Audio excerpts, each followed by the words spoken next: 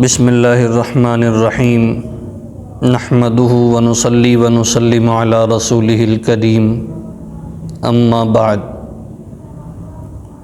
یا ایہا الذین آمنوا لا تتخذوا اليہود والنصارى اولیاء بعضهم اولیاء بعض ومن یتولہم منکم فإنہ منہم ان اللہ لا یہدی القوم الظالمین۔ صدق اللہ العظیم۔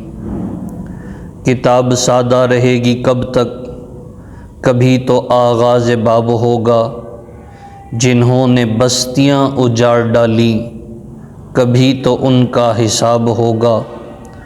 ابس خطادہ میں رہنے والوں ذرا رتوں کا مزاج سمجھو، ابھی تو اتنی گھٹن بڑھے گی کہ سانس لینا عذاب ہوگا۔ محترم و مکرم ناظرین کرام، السلام علیکم ورحمۃ اللہ وبرکاتہ۔ جیسا کہ آپ کے علم میں ہے کہ ارض شام، ارض مقدس، مسجد الاقصی مسلمانوں کا قبلہ اول آج مشکلات میں ہے، اور نام نہاد جو کہ باقی ماندہ ہٹلر کے تھے، یہود، آل یہود، اس پر حملہ کر رہے ہیں، اور وہاں کے نڈر، بے باک، غیرت مند مسلمان ماؤں بہنوں، بچوں، بوڑھوں کو نشانہ بنا رہے ہیں۔ وہ یہ سمجھتے ہیں کہ اس طرز عمل سے وہ قبلہ اول کو لے کر اور ارض فلسطین کو اپنے ہاتھ میں لے کر ارض انبیاء پر قبضہ کر کے دنیا کو یہ باور کرائیں گے کہ ہم نے اسلام کو مات دے دی، ہم نے مسلمانوں کو شکست دے دی۔ ان کا یہ نظریہ ہوگا کہ ہم جیت گئے اور اسلام ہار گیا۔ انہیں کیا معلوم کہ اسلام اور مسلمان اور قبلہ اول اور مسجد الاقصی اور بیت اللہ اور مدینۃ المنورہ اور روضہ انور مسلمان کی رگ رگ میں اس کی محبت کس طرح پیوستہ ہے۔ وہ نادان اس بات سے ناواقف ہیں۔ کاش کہ وہ تاریخ کو اٹھا کر دیکھتے صلاح الدین ایوبی کی کاوشوں کو، دیکھتے محمد بن قاسم کو، دیکھتے جناب خالد ابن ولید کے جنگی معرکوں کو، دیکھتے حضرت عمر ابن خطاب کی زندگانی کو، دیکھتے امام الانبیاء جناب محمد الرسول اللہ صلی اللہ علیہ وسلم کی سیرت طیبہ کو، دیکھتے بدر کے میدان کو، احد کے میدان کو، تبوک کے معرکے کو، خندق کے معرکے کو۔ لیکن وہ تمام چیزوں کو، تمام واقعات کو، تمام تاریخ کو فراموش کر کے فی الوقت اپنی قوت کے نشے میں چور ہو کر مسلمان کی آہ و بکا کے ساتھ نعرے مستانہ پڑھتے ہیں، اور وہ یہ سمجھتے ہیں کہ وہ اب جیت چکے ہیں اور مسلم امہ ہار چکی ہے۔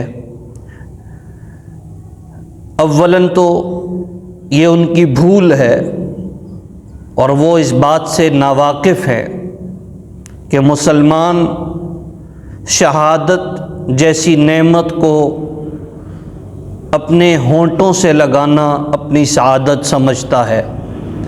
مسلمان شہادت کو نعمت اور لیلہ سمجھتا ہے۔ مسلمان شہادت پر اپنا افتخار سمجھتا ہے۔ مسلمان اللہ کے راستے میں کٹنے اور مرنے کو اپنی سعادت سمجھتا ہے۔ مسلم نوجوان یہ سمجھتا ہے کہ شہادت کے مرتبے میں سے فائز ہونے کے بعد رب تعالیٰ کی طرف سے جو انعامات دیے جاتے ہیں، دنیا میں ان انعامات کا کوئی نعم البدل نہیں ہے، لیکن یہود، آل یہود، وہ فی الحال اپنے اقتدار کے نشے میں، اپنی قوت اور طاقت کے نشے میں، اپنے آنے والے دجال کے لیے راستہ بنا رہے ہیں، لیکن نبی پاک صلی اللہ تعالی علیہ وسلم کا فرمان عالی شان کہ ایک وقت آئے گا کہ جب کوئی یہودی کسی چٹان کے پیچھے چھپے گا تو یہ پتھر اور چٹانیں بھی آواز دیں گی مسلمان کو کہ اے مسلمان، میرے پیچھے فلاں یہودی چھپا ہوا ہے، اسے نکالو اور اسے قتل کر دو۔ وہ زمانہ آئے گا کہ اس زمین کے چپے چپے پر، زمین کے ذرے ذرے پر، زمین کے ٹکڑے ٹکڑے پر اسلام کا جھنڈا لہرا رہا ہوگا۔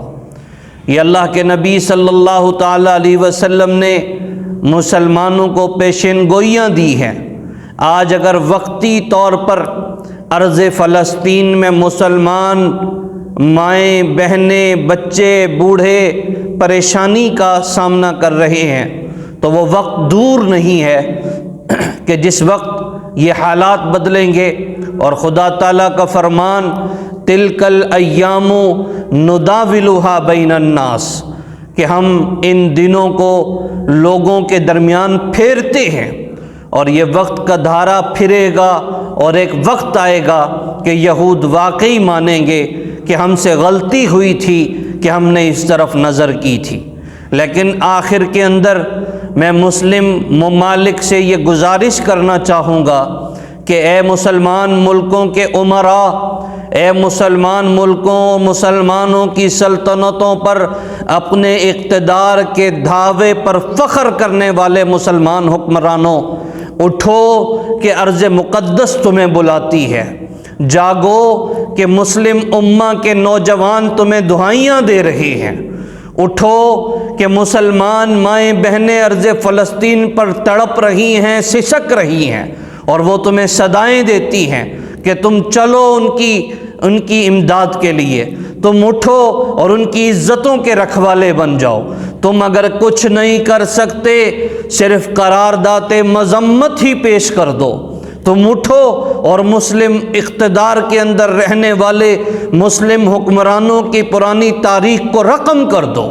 تم بتاؤ کہ ہم کس طریقے سے اپنے اسلامی بھائیوں کا دفاع کرنا جانتے ہیں، اور اگر تمہیں اسلام سے واسطہ کوئی نہیں ہے تو میں انسانیت کا واسطہ دے کر عرض کروں گا کہ کم از کم وہ انسان ہیں، اور اقوام متحدہ کے اندر بیٹھنے والے وہ لوگ جو وقتی طور پر اپنی آنکھوں پہ پردہ ڈال کے وہ یہ سمجھتے ہیں کہ مسلمان پٹ رہے ہیں، ان کا نظریہ ہے کہ مسلمان پٹ رہے ہیں، تم نے تو انسانیت کے حقوق پر اپنی تنظیم کو قائم کیا تھا۔